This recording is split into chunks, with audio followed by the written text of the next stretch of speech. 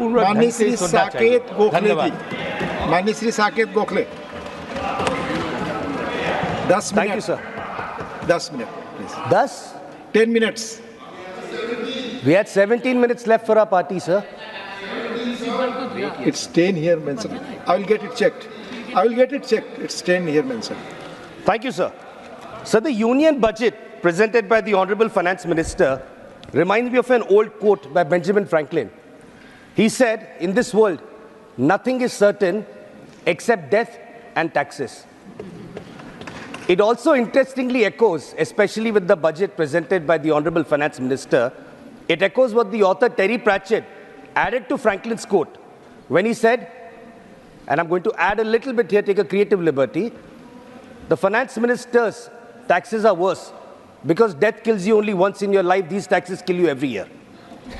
Centuries ago, when America fought for its independence from Britain, their founding fathers had proclaimed no taxation without representation. The idea of a government taking money without giving people adequate representation, without giving a voice to the people, without people getting their share of the taxes that they are paying to a government, has always been considered a very abhorrent colonial idea. Sadly, after listening to the Honorable Finance Minister's budget speech, sir, the people of West Bengal, where I come from, and several other opposition states have found that they have no representation or even a mention in how they will get their rightful share of money from the taxes that they all pay to the union government. This union budget goes against the foundational ideas of cooperative federalism. Forget cooperative, it goes against the foundational ideas of federalism of any form. This budget brutally taxes the multitude of hardworking Indian citizens while giving favors to a select few. So what is sad is the union government in this budget takes money from all the 28 states of the union, but 26 states have gotten nothing in this budget. This budget also insults the collective intelligence of this august house, because the Honorable Finance Minister did two things in a budget speech. She gave statements that paint a brazenly false and rosy image of a completely damaged economy. And she made promises that, going by this government's track record, she has absolutely no intention of fulfilling. This union budget is a clear and shameful case of taxation without representation. Shame. I recently met a young professional, sir, who's 30 years old. Going by the 2011 census, she belongs to an age group, the youth, that represents about 65% of India's population. Actually, it might be more, but this current government has not conducted the census, which was supposed to be done in 2021. We're right now in 2024. So if we had the new census, maybe we would know that the youth actually represents an even bigger chunk of India's population. So this person's grocery bill has spiked up drastically, thanks to the Modi government's inability to control food prices. Food inflation today is at a whopping 9.4%. Then, she, like many other professionals living in our cities in India, she has to pay medical insurance premium every year. So what kind of a travesty is it that this government charges 18% GST on insurance payments? That for getting the basic right of health care that you pay premium for, you're charging 18% GST on that. The infrastructure in a city, Mumbai, where she lives, where I also originally come from, is falling apart. For the longest time, sir, she commuted to her workplace by using Mumbai's local trains, which have not changed since the 1970s. One day she saw a fellow passenger fall out to their death out of the train, the moving local train. So thanks to the hard work of our social media savvy reel-making rail mantri, an average of 7 people die on the tracks of Mumbai locals every day. 7 people, sir, in the financial capital of India. But what has this union budget given this young girl? The hefty taxes she pays will go towards a special package for building roads in a completely different state, a place that she has never visited in her entire life. She has no roads in her own city, but her taxes will go towards a special package for building roads in another state. Why? The only reason is her taxes are required to save the minority government of Narendra Modi, which is completely reliant on two allies, a creaky coalition, to keep it afloat. Shame. So how many must die so that Caesar may remain king? This budget is an example of that. You tax somebody so that your allies are happy, so that your government manages to survive for a few more months. But this young lady has no voice, sir. In fact, things are so bad today that the government makes her feel lucky that she's privileged to pay tax. Because if you look at the ILO report recently, about 85% of India's unemployed are youth. So forget paying taxes, she's made to feel lucky that she at least has a job where she can pay taxes. So it is not her voice alone that is being suppressed. I was very, very disturbed today when I came into Parliament, when I saw that the media outside has been pushed into a container. It reminds me of what we call the black hole tragedy of 1776, where the media has been taken outside Parliament, put into a container, suffocated from everything. Why? Because apparently now the government has a problem with the media talking to the opposition as well. Forget voices of MPs in Parliament, sir. Now even the media has been suffocated. Even they are not being given a voice. So it is absolutely deplorable. Absolutely a shameful affair. Shameful. So this is an average employed middle-class person. Let me just tell you a reality, because I've been listening to a lot of speeches. So nobody talks about the middle class of India. It's quite sad. The middle class of India is the backbone, but nobody talks about them. So today, the middle class is paying about 70% of their salary on basics, like rent, groceries, EMIs, medical expenses. Uske upar se, you're increasing their taxes every day. Where is an average middle-class professional of this country supposed to go? They're the ones keeping a 5 trillion economy is only going to happen when the unemployed youth, the unemployed people of the employed people of this country take the country further. You're punishing the middle class. You're punishing them with increasing taxes every year. Now, the finance minister has also decided to go after people's meager savings. For whatever a middle-class professional manages to save and invest, the taxman is now going to knock on your door to extract another pound of flesh out of short-term and long-term capital gain taxes. So this union budget exploits the poor and rewards the rich. But what is the middle class getting out of the budget? Absolutely nothing. This union budget taxes the middle class, but gives them no representation. 45 crore people of India I'm talking about, sir. That constitutes the middle class. This is taxation without representation. So there is something interesting that I would like the finance minister to address whenever she responds in her speech. The government of India has a definition for the economically weaker section. Economically weaker section in India are individuals or families with an annual income of 8 lakh or less. This is economically weaker section. So, but in the new tax regime, 8 lakh salary ke upar 10% tax slab lagta hai, income tax. On one side, you're saying the economically weaker section. On the other side, you're imposing 10% income tax on them. So this government needs to make its mind a little clear. Are they economically weaker section? Or are they rich enough that you can tax them with 10% under the new income tax rates? Because this sort of schizophrenia makes no sense. So I want to talk about a very touchy and interesting topic for this government, which is the subject of religious minorities. Religious minorities constitute 20% of India's population, sir. This includes not just Muslims, but Sikhs, Buddhists, Christians, Jain, Parsis, and other smaller religious denominations. We saw the concern of the Honorable Prime Minister for the minorities during the Lok Sabha election, sir. The Prime Minister referred to Muslims as घुसपैठिए, infiltrators, ज़्यादा बच्चे पैदा करने वाले, people who bear too many children. He incited paranoia and hate against the minorities by making ridiculous claims like the opposition is going to take away your buffalo, the opposition is going to take away your Mangal Sutra and give it to the Muslims. So in my state of West Bengal, the Prime Minister crossed all limits by saying that we do mujra in front of the minorities. Why did he say that? Why did he say that? He said it only to express his immense frustration at the fact that the Mamata Banerjee-led government practices pluralism and ensures the welfare of both the majority and the minority in West Bengal. A peaceful and harmonious West Bengal bothers Prime Minister Modi because the people of my state, ye suniye, important hai, the people of my state have constantly rejected the BJP. Ab ek bacha hai, sir, wo bhi chale jayega. Sir, in this union budget, please take your seat. Take your seat. In this union budget, the allocation for minority welfare is how much? 1% no. 0.1% no. Is 0.07% of the total government outlay.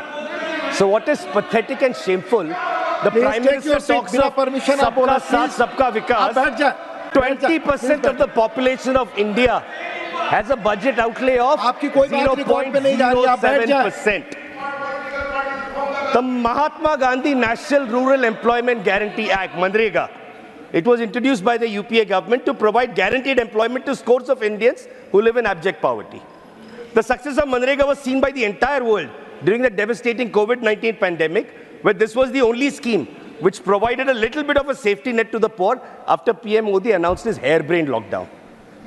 As I said earlier, sir, unemployment in India is at all-time high. Outside of the cities, the unemployed Indians living in rural areas have virtually no opportunities of securing employment. The Manrega scheme was meant specifically for them. But what has the government done in this union budget, sir? What have the poor people of India received from a 7-budget-old finance minister? Manrega outlay has not been changed at all, sir, this year. Manrega outlay continues to be the same. Despite unemployment rising, despite people in abject need of, it's pretty much almost the same. Now, because we're the Council of States, sir, let me talk about what is happening with the states in India. So the states constitute the Union of India together. The bedrock of our democracy is meant to be cooperative federalism, which respects the voices of states and provides them with opportunities for development. So several honorable MPs have mentioned the fact that the finance minister chose to highlight only Bihar and Andhra Pradesh in a budget speech. This is understandable. It was in this very house, sir, this was in this house in January when the Prime Minister arrogantly declared that the BJP would go 400 par. All my colleagues sitting on that side of the house not only cheered but gave a thumping ovation. What happened in the Lok Sabha election? They got thumped by the people of India. Sir, if it weren't for these two allies in Bihar and Andhra Pradesh, they would be sitting here and we would be sitting there. So understandable. So let me state this clearly. We are happy for Bihar and Andhra Pradesh. We have no problem if they get some money. We have absolutely no problem, sir. What is unacceptable and shameless, sir, is why do 26 states have to be deprived at the cost of 2? Give Bihar, give Andhra Pradesh. What about the remaining 26 states, sir? Some of these states have also given BJP 100% MPs. Even these states have been ignored. So forget opposition states. So my state of West Bengal, by the way, is subject to special discrimination and deprivation in the union budget because the people in my state have been since 21 rejecting the BJP soundly in every election. So in a budget speech, the finance minister announced flood relief for 5 states: Bihar, Assam, Sikkim, Uttarakhand, Himachal Pradesh. If anyone looks at the map, sir, निश्चय करके, जानबूझ के, Bengal has not been mentioned. Every state has been mentioned, all 5, except for Bengal. Same. You know what is even more shocking, sir? Bengal has been reeling under devastating floods. And the part of Bengal that has been reeling under devastating floods is the part which actually gave BJP their handful of MPs, not Bengal. Despite that,